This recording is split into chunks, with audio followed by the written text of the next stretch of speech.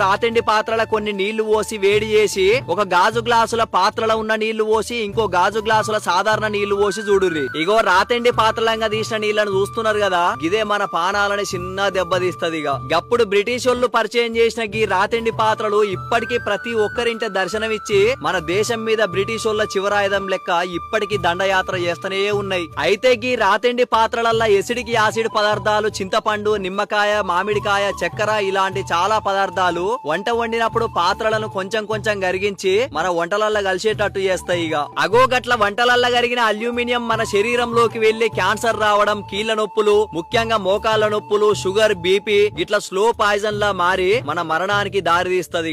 మరిగా బ్రిటిష్ వాళ్ళు అలవాటు చేసిన ఆరోగ్యం ఖరాబ్ చేసే రాతిండి పాత్రలల్లో వంటలు బంద్ చేసి స్టీల్ పాత్రలల్లో ఎంతో ఆరోగ్యాన్ని ఇచ్చే మట్టి పాత్రలల్లో వంటలు చేసుకుని ఆరోగ్యంగా ఉండురి. మళ్ళా అట్లనే మర్చిపోకుండా ఈ వీడియోని అందరికి షేర్ చేయురి.